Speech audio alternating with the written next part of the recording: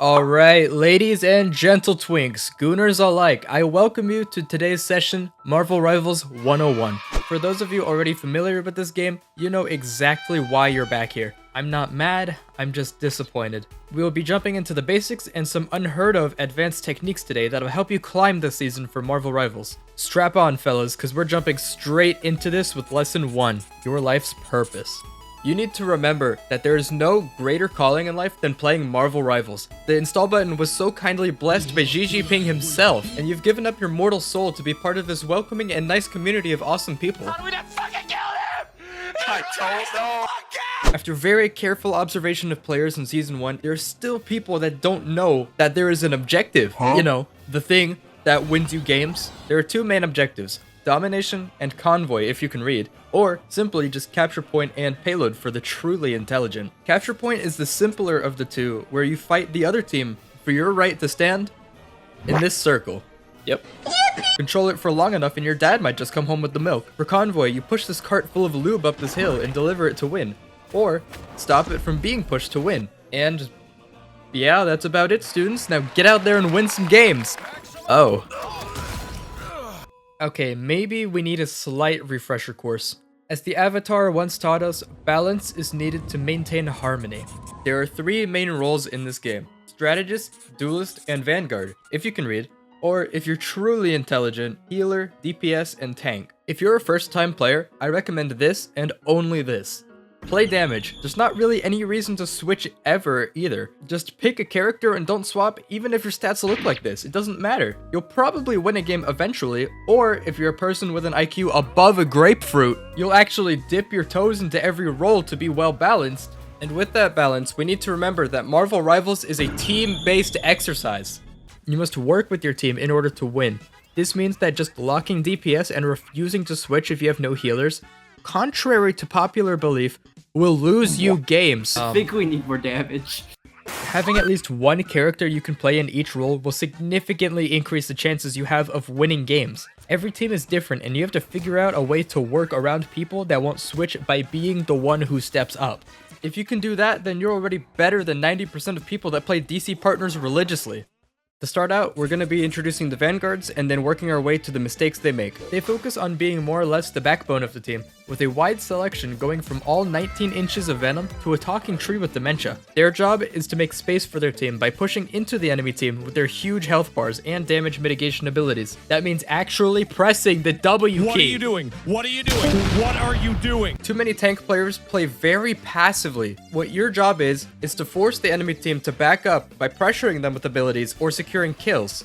You can't do this if you're not doing anything to make that space. And at the same time, you need to remember as a tank, you still need to play around cover so you can get time to be healed.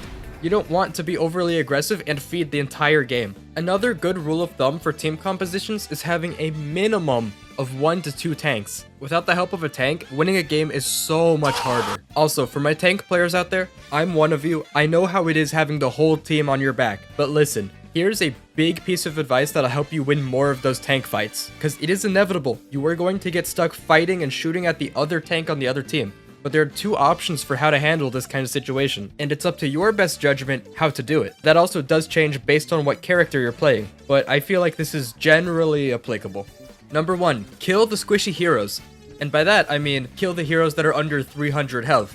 Obviously, killing the other tank will give you a huge advantage, but a lot of tank players do forget to look at the easier to take out targets, despite most tanks having a really good amount of damage. Don't get too wrapped up in the tank fight, and remember to look past them and look for opportunities to shoot at the healers or the DPS in the back. And if taking out the squishies or the tank isn't working, then just play for your ult. Just do as much damage as you can, try not to die, and then focus those squishier targets with your ultimate. We're gonna discuss peel in the DPS section, but for right now, I'll leave you off with this and I'll repeat it again later for the other roles. You have no value if you're dead, so play to live. Play health packs, play cover. Meanwhile, the strategists are primarily healers for the team and provide helpful utility, like transforming into mythologically accurate Loki. A key part of playing strategist is reminding the rest of the team that they need you. There is no more important member of your team than the healers. Without you, they are nothing. So when the healer says to bark for heals, Bark, bitch. they mean it. I would suggest playing Strategist if you are new to shooter games, since a lot of them don't need good aim and are good for learning what good and bad positioning looks like. One huge mistake that I see Strategists make is not helping your other healer. Dive is really strong in this game, so you need to adapt to be able to survive. If you and the other strategist are healing each other, you can survive a ton of damage, including things like Psylocke ult or Spider-Man combos. If you hear things happening behind you, turn your head just 180 degrees, check on your other healer. How are they doing? Give them some heals. If you're getting attacked, don't be afraid to call for healing. I cannot express the amount of times I've played Strategist, and when I get dove, my other healer just completely ignores me. Then I die, and then the divers just go and attack the other healer, and then our whole team just falls apart without any healing. If you want to make it as a strategist, you have to put each other first.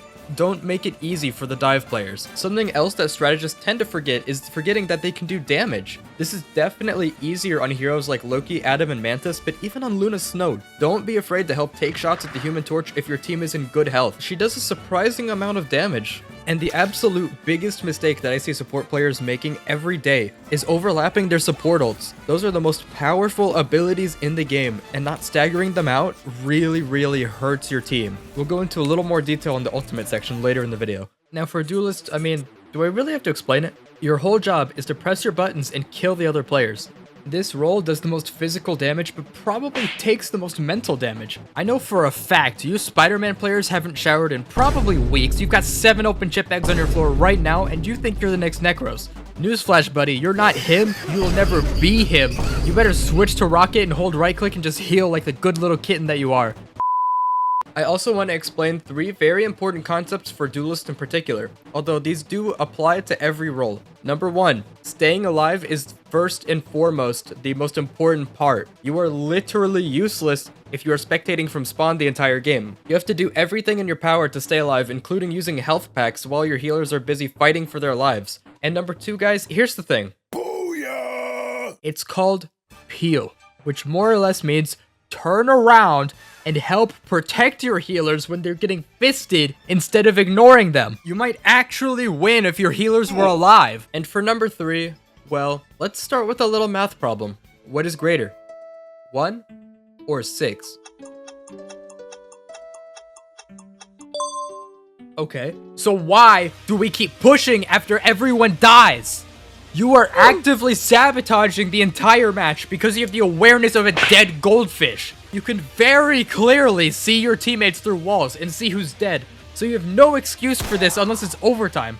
Retreat, regroup with your team, and retry taking the point together, and you might actually win a game instead of feeding your brains out and staggering the whole game. Going as a team 9 out of 10 times means you are more likely to win that fight. Please retreat to somewhere safe and regroup with everybody. I don't care what role you're on. Play as a team. Oh yeah, there's also these hero team ups in the game, so you might want to consider using those. Something else I've noticed people can't help but do is actually staying too long on the objective. Now hear me out on this. We'll use this clip as an example. Fighting for control of this point, the whole team here died except for the Venom. And so Venom goes ahead, gets a little bit of health, and then he actually decides to go back and fight after his whole team was dead. And so his whole team is currently in the process of respawning, and he's still here fighting. And by the time the team gets halfway back, Venom dies, and they just lose because they're down an entire tank, and they just don't have enough manpower to do this. Everyone got staggered out, and you really couldn't call this a team. It's more of a dribbling stream that's pathetic. One death really can change the entire course of a match. So if you're in a situation like this, you contesting it here is of 0 value unless you are the one who owns the point and your team is getting score for it. Just remember, team awareness. Who is alive? How much time is left? Who owns the point? Those are the big questions before you retreat and regroup with your team. With that being said, I think we're ready, students. Let's get out there and win some games. I am struggling to comprehend how bad some of you are at this game. I don't know how it is physically possible for you to have Lord on 3 characters and still be hardstuck bronze and have been playing since release. Maybe we just need another lesson. This is going to be more advanced. Ultimate dynamics. Ultimate abilities are the most game-changing abilities in the game, period. As we know, each one is unique and has the ability to change the entire course of the match with a single press of a button. There's a few common mistakes that every player makes, especially you. Bad timing, wasting defensive ults, and not ult tracking are huge mistakes that you can avoid. Securing at least one kill with an ult, especially if it's a healer, can win a fight outright. Just delete their entire backline and the DPS on the other team will be spamming heal diff. Trading an offensive ult for a defensive ult is also very, very valid. If you're playing Star-Lord, just by pressing Q, the strategists on the other team are going to be crying for mother and will likely ult in response. Same for my strategist players. Shutting down entire ults with a defensive ult, not you, is incredibly valuable for protecting your people. One trick that not enough people use is ult combos. You can pair 2 or more ults together on your team in order to make an easy team wipe. But here's the issue with that. It requires something that Marvel Rivals players are the most afraid of, more so than grass and showers: communication. Just a simple be ready to ult when I do, or I'll use my support ult first. It separates the winners from the losers. Using both support ults at the same time can completely throw entire games, because then you are completely naked to the next ult that comes your way and wipes your whole team. Please, please, please, strategist players, communicate with your other person. Just make some kind of agreement who wants to ult first, and you're gonna win a lot more games. And speaking of defensive ults, are you tired of this happening every time you press Q? I've got just the thing for you. Ultimate tracking. This skill will benefit every role no matter what you're playing. It's really a lot simpler than you think, and by paying attention to the other team and seeing how long it's been since the last offensive ult from that Iron Man, you can try to anticipate it'll be about a minute or two until he gets his next ultimate. So you have to be ready to counter this by using either your positioning or getting ready to do something to shut him down from it, like using stuns, counter-ulting him, or even just spreading out. Spreading out negates a lot of the threat from so many ultimates in this game. So make sure that if you have Spider-Man, Groot, or Strange that's coming up on an ult, spread out and be ready. You have to expect it if you want to counter it. If you can master all of the skills mentioned in this video, you are going to be so much better at Marvel Rivals, and your game sense is going to be through the roof. Now finally, one more time, I want you to get out there and win some games!